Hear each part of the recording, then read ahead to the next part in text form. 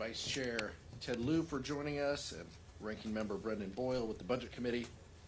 Donald Trump and House Republicans this week are once again proving that this is the most corrupt administration in our nation's 250 years. Americans didn't vote for a slush fund to bail out January 6th insurrectionists with felony convictions, or to build ballrooms with helipads, or to help Trump and his billionaire donors get rich trading stocks. Yet that's exactly what this administration has been doing. And in Congress, it's not much better. Last year, Republicans passed the largest health care cut and food assistance cut in American history just to give billionaires and wealthy corporations record profits, continued tax cuts. Now, this week, they're doubling down on their disastrous misuse of taxpayer funds by giving an out-of-control ICE $70 billion with zero reforms while they continue to push a ballroom that costs $1 billion. All of this comes at a time when hardworking Americans are already struggling within the weight of Trump's costly tariffs and skyrocketing food and gas prices thanks to his war of choice with Iran. Americans are smart. They know Trump's policies are directly impacting their wallets, and they know that Republicans aren't concerned about improving their lives. It's no wonder his economic rating is hovering around 30%, a career low. Republicans know that they're hurting Americans, and do you want to know what their response is? Jim Jordan says that's life. Mike Lawler said that the Iran war is absolutely worth it. And Trump even doubled down, saying that his comment that he didn't think about Americans' financial situation, he called a perfect statement. When a Democrat is in power, Republicans love to play the blame game. But when they're in power, Republicans tell Americans to be patient, even as they face financial ruin. Remember, Republicans control the House, the Senate, and the presidency. They could work with Democrats at any time they want to lower the costs that Americans face. I hope they'll finally listen and work with us. Vice Chair Ted Lieu. Thank you, Chairman Aguilar. We have a cost of living emergency in America. Gas prices are skyrocketing, grocery prices are surging, mortgage rates are climbing, and what are Trump and Republicans focused on? A $1 billion taxpayer-funded ballroom, a giant arch in D.C. to honor Trump, and now we learn a nearly $1.8 billion slush fund to pay criminals who are friends of Donald Trump, including January 6 rioters. November is coming. Now let me tell you a little bit about why this nearly $1.8 billion taxpayer-funded slush fund is completely unethical and totally ridiculous. First of all, it came as a result of a settlement between the IRS and the Department of Justice. Well, it turns out both those agencies are the same entity because they both report to Donald Trump. So it's like settling with yourself. And with these fake negotiations and this fake settlement, magically appears nearly $1.8 billion to pay people who have been convicted of crimes. This is completely unethical. The people drafting this document know it's unethical. Acting Attorney General Todd Blanche will lose his law license after his term is over because he's engaging in flatly unethical behavior. You can't have a fake settlement with fake negotiations with essentially one entity negotiating against itself and then just paying out taxpayer money that Congress never authorized to go to criminals. And now I'm honored to present to you the amazing representative from Pennsylvania, Brendan Boyle, who's also the ranking member of the House Budget Committee.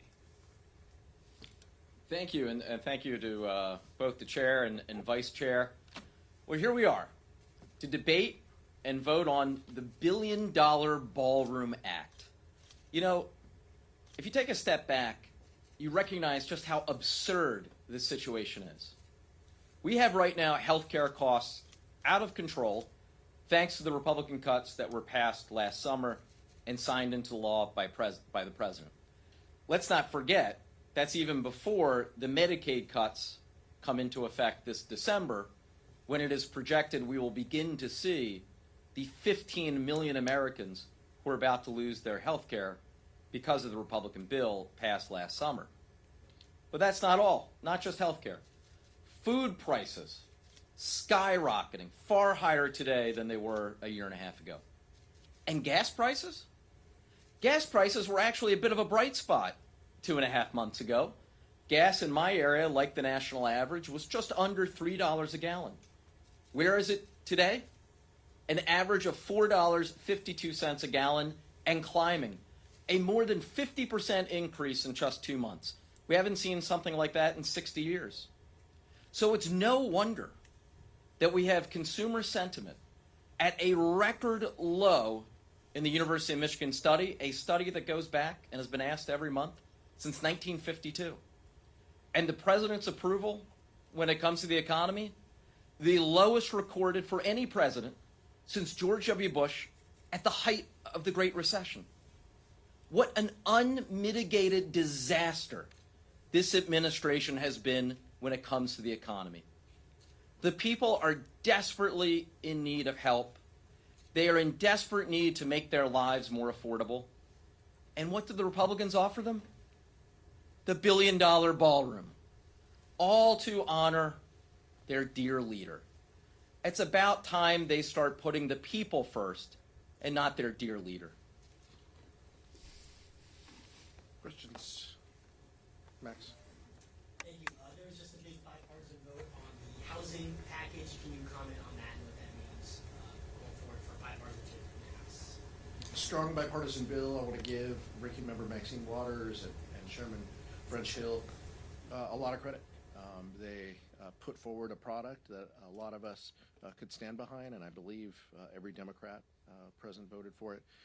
Something that's long needed. We've talked all along, and I mentioned in my comments that there are a lot of problems with affordability: housing, healthcare, utilities, gas, groceries. Housing is one that we can. We need to work with other levels of government, our state leaders, county and city leaders, but this is something that we can affect. And this was a strong bill, a collection of a lot of ideas, but it also is an opportunity for the House to assert itself. It wasn't long ago where the senators just said, just hours ago, they said, just take this and eat it, right? And we appreciate our House colleagues stepping up and putting together a bipartisan product. That's what we can do when we work together. And if Republican leadership gives their members a little bit of space to do that, sometimes they can. And I wish that this place would do more of that. Michael? Thank you, Mr. Chair. I wanted to ask about accountability as you all also focus on cost of living and affordability issues. Obviously, there's fierce opposition across the caucus to the ballroom, the anti-weaponization fund that Mr. Lieu talked about. How do you all kind of thread this in between talking about affordability and cost of living, bringing down gas prices, Yeah. the housing bill you just spoke about, but also accountability, because a lot of this accountability and oversight won't happen until you all get back the majority. So I guess the question I'm asking is, if you're making all of these commitments on bringing down the cost of living, how are you going to also focus on holding this administration accountable for what you all say is corruption that has not happened in the country's history? As Leader Jeffries has said, when it comes to oversight, it's a target-rich environment down the block, down at 1600 Pennsylvania. Just in the last couple days, Michael, you have the $1.8 billion that we're talking about. There's been discussion of helipads as part of a side agreement potentially included in this. The president, his family members, his entities can never be audited or second guessed by the IRS. I mean, all of these things in a normal environment, each one of those would have been worthy of congressional oversight. That's what this president does. He throws everything at the wall, and he wants to see what sticks.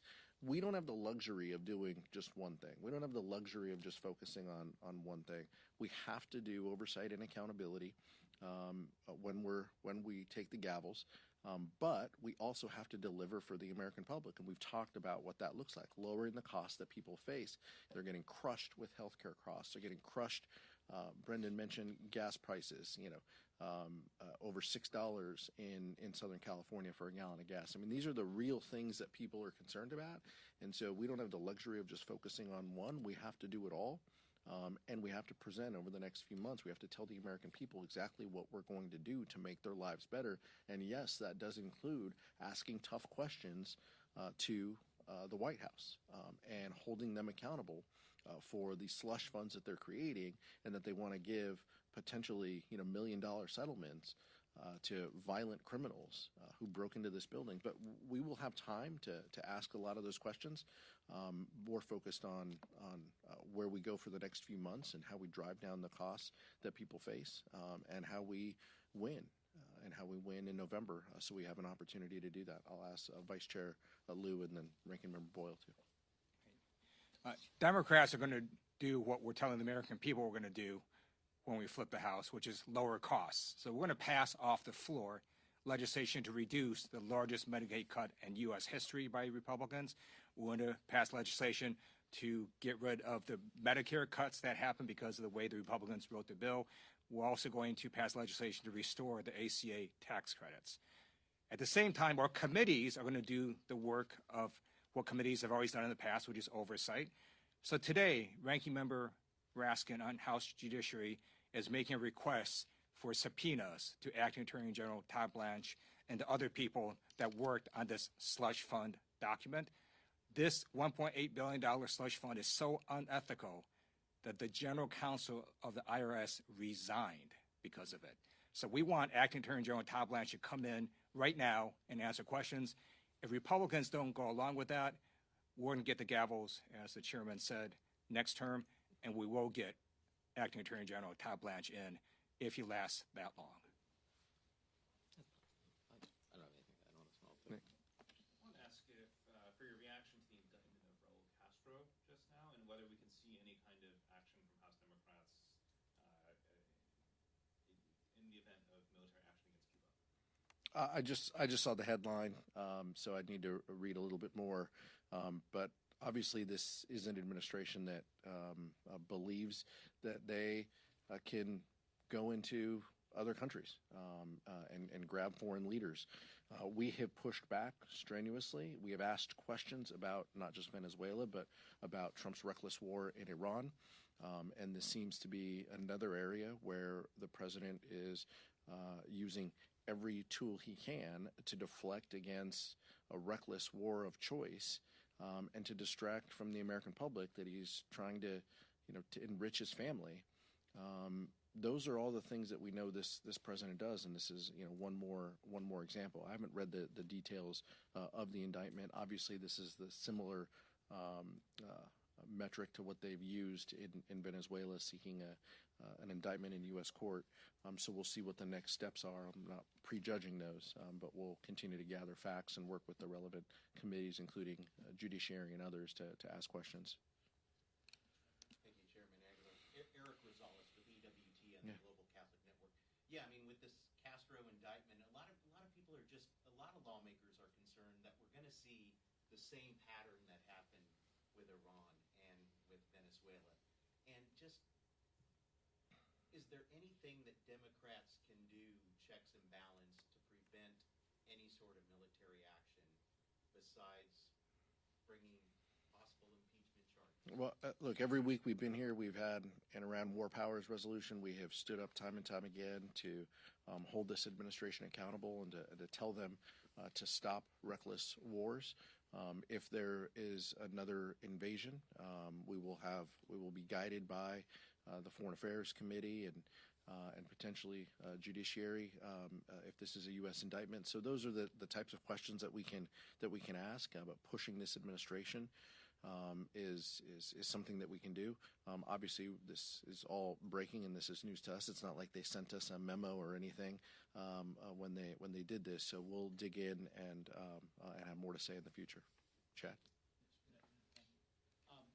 There have been a number of nominees or Democratic candidates who have expressed some remarkably anti-Semitic tropes, like the gentlelady in Texas, there's the gentleman in Pennsylvania, and I'd like you to weigh in on this as well. How is the Democratic Party going to grapple with that, especially in your caucus, when Republicans might try to turn that anti-Semitism against them and say, well, Democrats might be that writ large? How do you deal with that in your caucus? Well, we need to speak out when we see it. We need to speak out against anti-Semitism. We need to speak out against Islamophobia when we see it. We need to hold folks accountable for their actions and their words. But what we also need to do is hold Republicans accountable, because in that exact race that you're talking about, Chad, Texas 35, Republicans are propping up that person who in any other environment would be disqualifying and would never have the oxygen to be the Democratic nominee. It's only with potentially $1 million that super PACs and Republican PACs could be behind this. They have not said that, but they need to be asked the question. And I don't know why anybody isn't asking them the question, why they can't disavow this individual and why they can't ensure that no funds go to this individual. They are seeking to do this for one simple purpose, and it is because they have a damaged candidate in that race, and they are trying to prop up somebody with baggage who does not speak for House Democrats and does not speak for the Democratic Party. And so we will continue to say that as loud as we can, because that's just the reality of the situation. But it's Republicans who are propping up this candidate and making this an issue for someone who otherwise would be disqualifying from even seeking office. In Pennsylvania, Ms. Ocasio-Cortez really stood behind this candidate. I talked to Senator Fetterman this morning. He said, well, I didn't get along too hot with this guy in Harrisburg. What's your response to somebody in suburban Philadelphia? Well, I'm in Northeast Philadelphia, to be clear. But Chad, I think we need to be intellectually honest on the topic of anti-Semitism. I have seen and observed certain comments and actions that I would characterize as originating on the fringes of either political spectrum, and we need to condemn it in all its shapes or forms. We also have to be careful not to conflate anti-Semitism with those who criticize certain actions of the Netanyahu government. We're standing here, 3 proud, patriotic Americans, including 1 veteran who served our country honorably. We're standing here saying things that happen to be critical of the President of the United States. Well, that doesn't make us inherently anti-American. I would say quite the opposite. So let's make sure that in a unified voice, we call out anti-Semitism wherever it originates. And then specifically, we have to make sure our dollars aren't supporting it. We have right now a Republican super PAC, a dark money group, that is pumping in a ton of money to prop up this woman who said some of the most vile things just yesterday, which I condemned on Twitter as soon as I saw them. So let's put our money where our mouths are. And I call on my Republican colleagues to repeat the same call that no one should be funding this individual, especially an outside dark money Republican group. Reconciliation, I know, House Republicans are trying to get it done by the end of the week, depending on what the Senate gives them, but do you think it's possible that later in the summer, perhaps in the fall, there could be some negotiations on some of the reforms that House Democrats wanted for ICE and for immigration enforcement, like masks and warrants, things like that? We've been very clear. Look, we will always be hopeful because we can legislate in this body, and when we work together on things like housing, sometimes we can find common ground. Our Republican colleagues have not wanted to meet us halfway on this at all. We have been very clear with what we want to see out of reforms to ICE and CBP. It starts and ends with them acting like a real law enforcement agency, and that means, just like our local law enforcement agencies, that they conduct themselves appropriately. Body cameras, use of warrants, no masks unless it's undercover operations. I mean, these are reasonable things that we have asked for, and time again, our Republican colleagues have said no. They've used ICE and CBP funding to brutalize communities. They've killed U.S. citizens. They've detained U.S. citizens. That's exactly what they're doing with tax dollars. And the Republicans' answer this week is we're going to give them $70 billion more. We've found that unacceptable. If they want to meet and talk, committees of jurisdiction can have discussions, members can have discussions, but we do not believe that ICE and CBP are worthy of additional funds until they are reformed. That's been our position. Yeah. Last one. Congressman Brian Fitzpatrick just said he's going to introduce a measure to get rid of this slush fund, the $1.8 billion. Do you know anything about that? Have you spoken to him? This is going to be a tight vote. Do you have any updates on the absence of Representative Frederica Wilson? I don't have any comment or anything new on absences on either side, whether it's Mr. Kane in New Jersey.